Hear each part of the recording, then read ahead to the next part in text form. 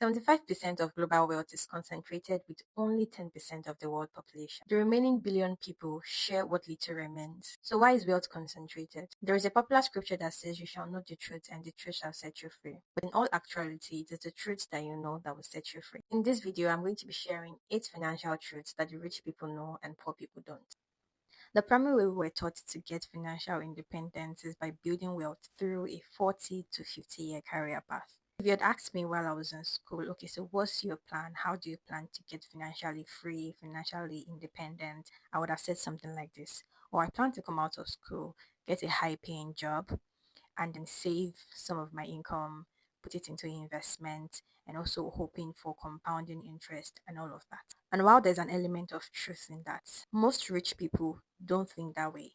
While some people think of investment as their primary way of generating wealth, I've come to realize that rich people don't see investment as the primary way of generating wealth, but as a tool to preserve their wealth. A lot of rich people understand that jobs are times traded for income. And while they realize that getting a job might help to start their financial journey, they understand that that is only part of the plan, but never the only plan. Which leads us to our second point.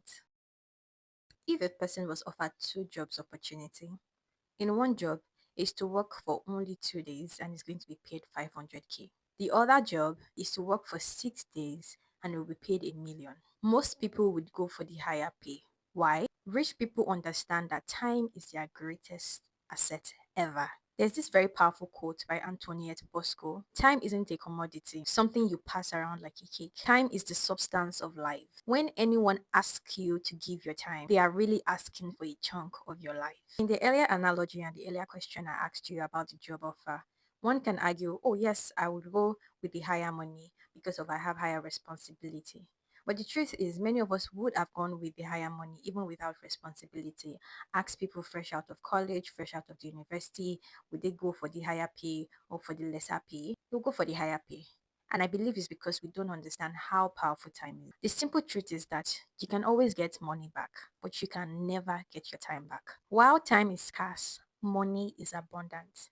For a lot of people, we switch the other. A lot of people, average income earners, will say money is scarce, time is abundant. No, time is scarce and money is abundant. A lot of rich people don't have a scarcity mindset when it comes to money. There are two ways people have gone trying to pursue their financial independence after coming into reality with this. The first one I will call gradual transition. In this case, you keep your 9 to 5, but you start working on your escape route by the side. So at this point, you understand that your job is probably not efficient enough to provide you with the level of financial independence you want. A perfect example of this is Aliyah that was a full-time doctor but was working on a path by the side. And now the second part is what I've called the total immersion. Literally, they burn the boats. People quit their jobs and decide to go all in on whatever path they've chosen to pursue. And we have so many millionaires that have come out with a story like this. So they quit school, and there was a time it was so rampant on YouTube. You come on YouTube and you see, oh, I quit my day job, I quit this, I quit that. But I want to share a truth that most people might not share with you why they're saying they quit this, they quit that.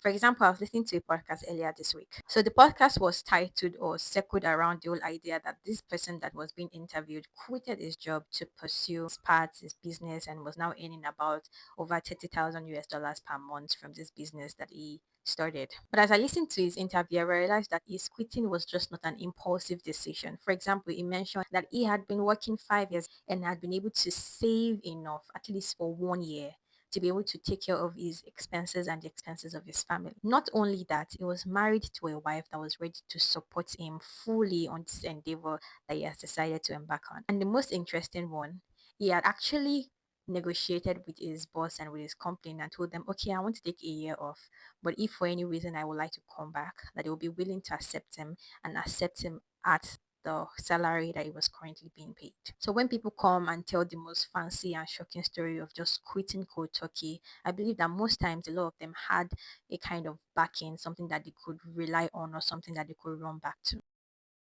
One of the biggest misconceptions when people listen content like this is they think, "Oh, so this means I should do what I love, follow my passion." But then I read a book and this brought me back to reality. In that book, the author actually said, and I quote, "Do what you love and die as you do."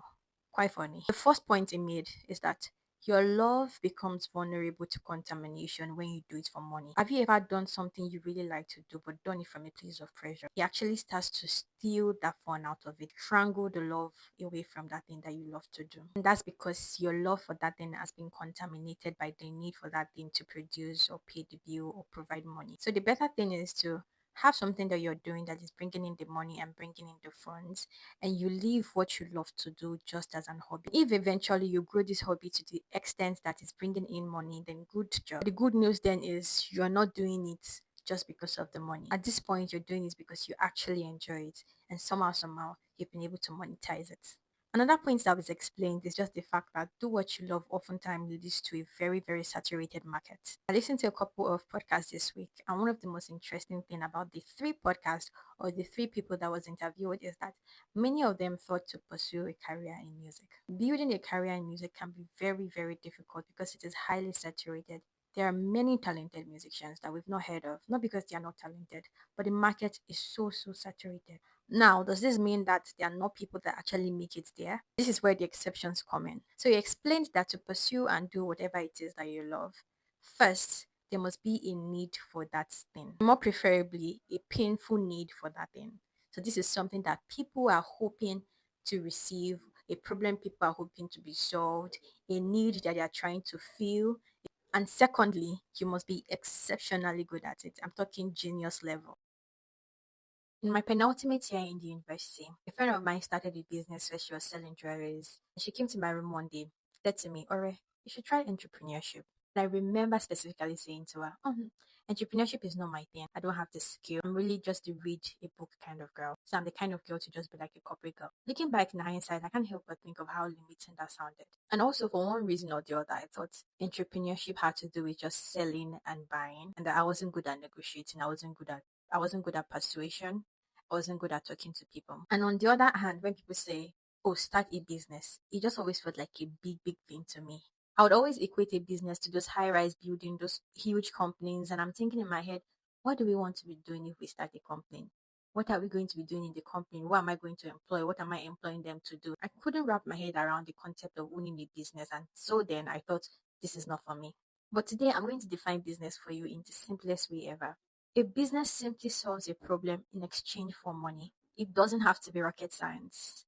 If you could get people to do any of the following, then you could build something from that. For example, make people feel better, help them solve a problem, educate them, make them look better, give them security. There's been a wave of billionaires or millionaires from the cybersecurity space. And guess why that is? It's providing people with security, online security. Raise a positive emotion, acceptance, love, happiness, understanding, laughter, self confidence, satisfy appetite, food, from the basic things. And finally, but this is definitely not an exclusive list, you have people that help people to enhance their dreams and their hopes. Now, to the gravest mistakes people make when starting or establishing a business. A lot of people escape their 9 to 5 only to get stuck in a job disguised as a business. We both know one business owner that is tied or married to their business. Yes, at the beginning of your business, it might take a lot of time.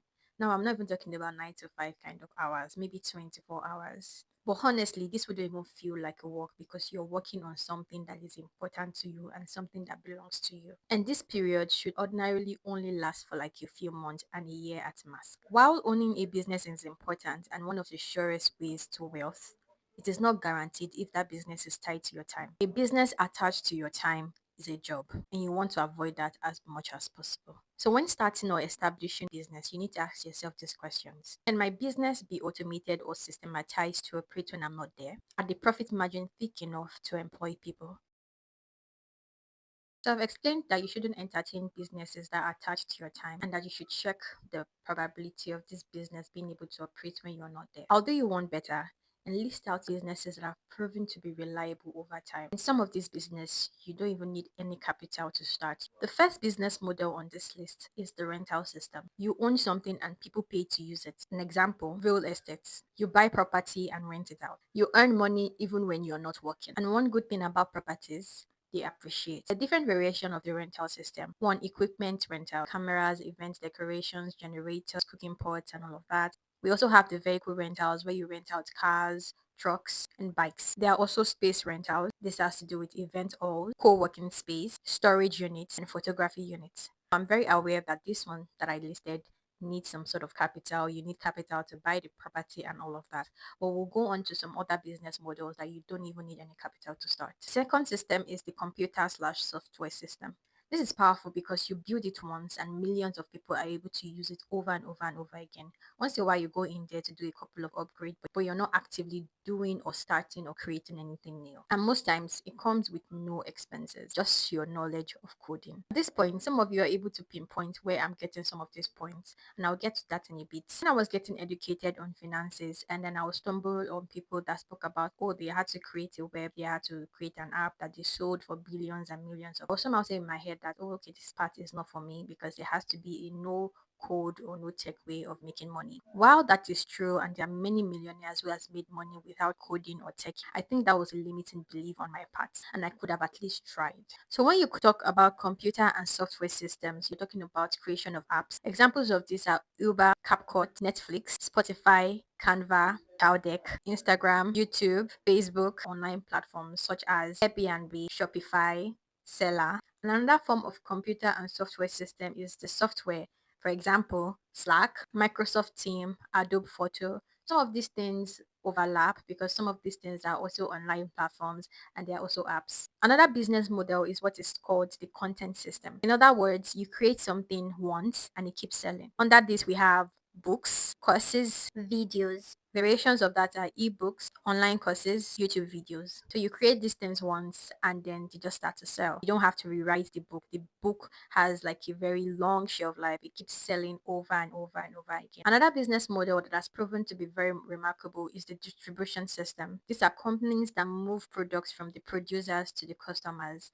We have the retail chain, which has to do with the malls, Walmart, any other local ones in your country, Just Right, ShopRite, Jendol, and the rest. These ones are distribution system, retail chain specifically. And then we have e-commerce. We sell online. So that's Amazon, Shopify, Seller. Another variation of this is media distribution, Netflix, Spotify, YouTube. I just want to point out something very interesting about this distribution system.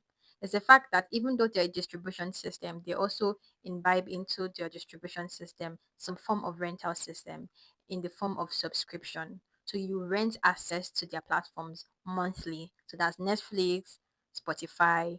You're renting access to those platforms on a monthly basis. Now, the final model is the HR system. And this is what big companies use, or small companies, or companies basically leverage on. So they leverage on people. People work for them. And they also have systems in place to help some of the work move faster. So you see SOPs and all of that. In simple form, to become a participant of the modern wealth, you need to either be an entrepreneur, a real estate investor, an author, an inventor into innovation. And like I said earlier, this doesn't have to be rocket science. Innovations could include food, that is drinks, great recipes, or household items, vacuums, hangers, personal items, clothes, bags, shoes, information, book, courses, newsletters, and examples of newsletters are like Substack, where you could even monetize that. Health, vitamins, protein shakes, and the rest.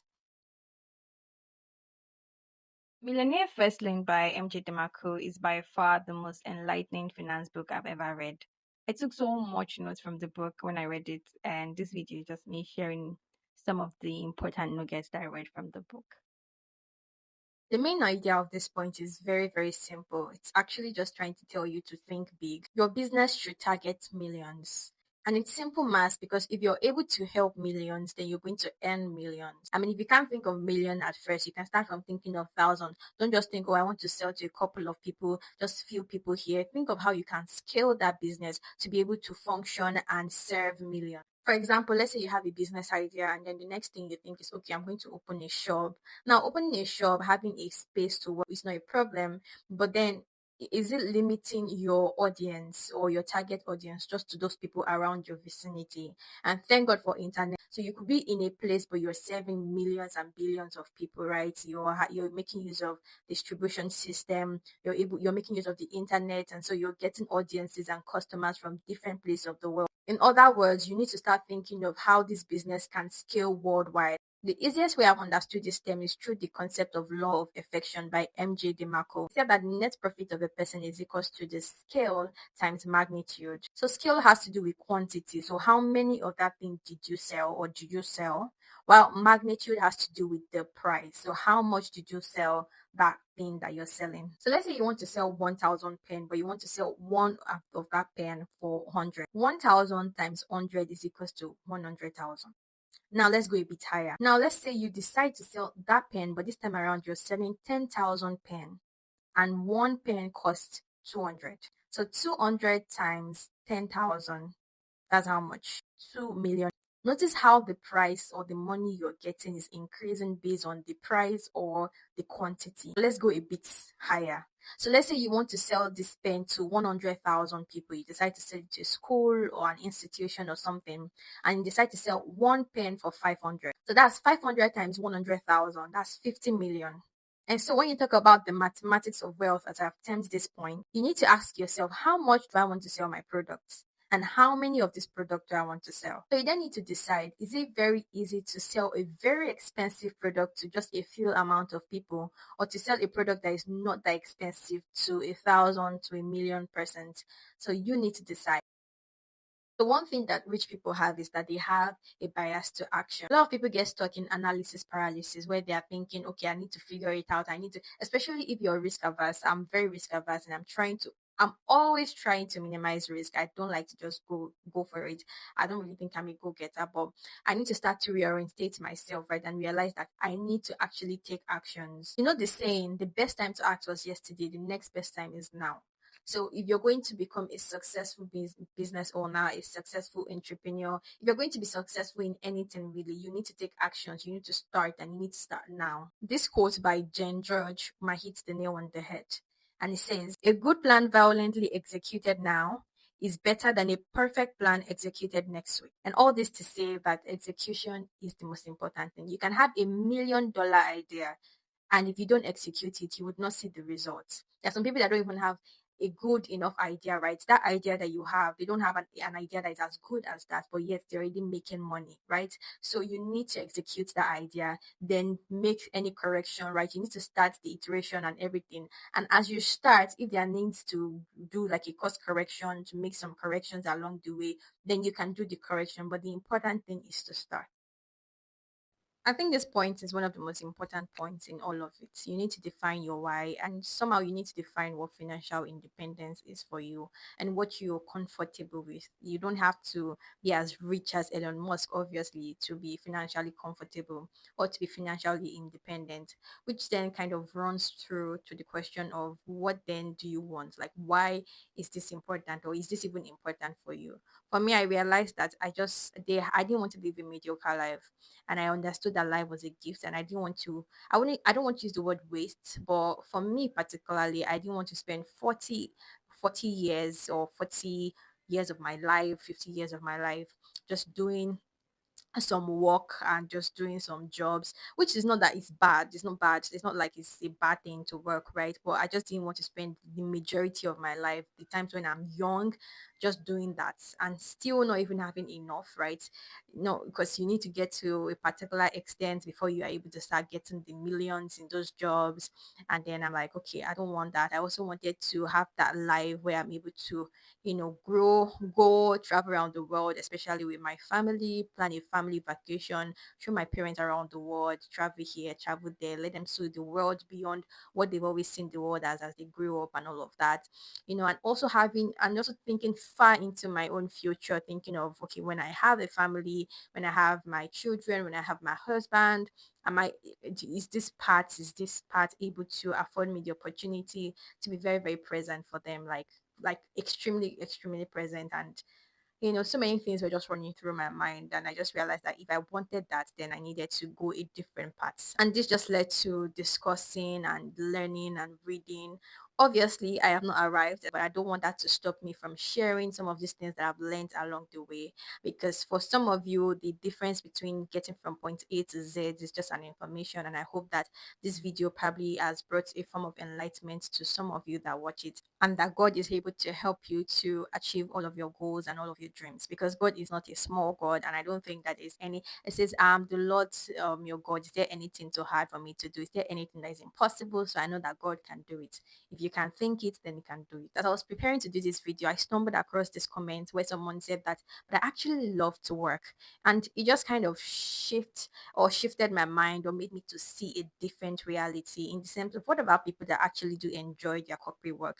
I remember when I was finishing from school, this girl just she would talk about our dreams of just climbing the corporate ladder and just having a very fulfilling job. And I'm like, wow, I never realized that there were people that actually had these dreams. So let me say this. I heard someone say this and I just want to share it here. It says, first, work, the ability to work, to even have a job and all of that is a gift. And when you realize that it's a gift, then you're going to put the value on it that you should. Then you need to realize that not everybody is going to be an entrepreneur, not everybody is built for that lifestyle, and it's fine. But it's important for you to ask yourself that question. Are you really not built for it, or there is something that is stopping you from pursuing this path? Do you have like a limiting belief? Are you self-sabotaging and stuff like that? Is it fear? So I would ask you before you say, oh yeah, this is not for me. Because remember when I was explaining, like at the point I said I don't think it is for me or it is in my bone to become an entrepreneur. So I want you to ask yourself, is this a limiting belief? Are you somehow scared? Is there fear underneath this decision? And if you say no, it's none of that, I would ask you this question. So this job or this corporate work or this corporate life that you're doing and you're so excited about it, would you do it if you're not paid any money for it? I think that would bring it into clarity. That would open your mind to see if this is something you're actually doing for the security, for the safety, or just because, okay, this is a calling for you. If you liked this video, please subscribe and see you in the next video.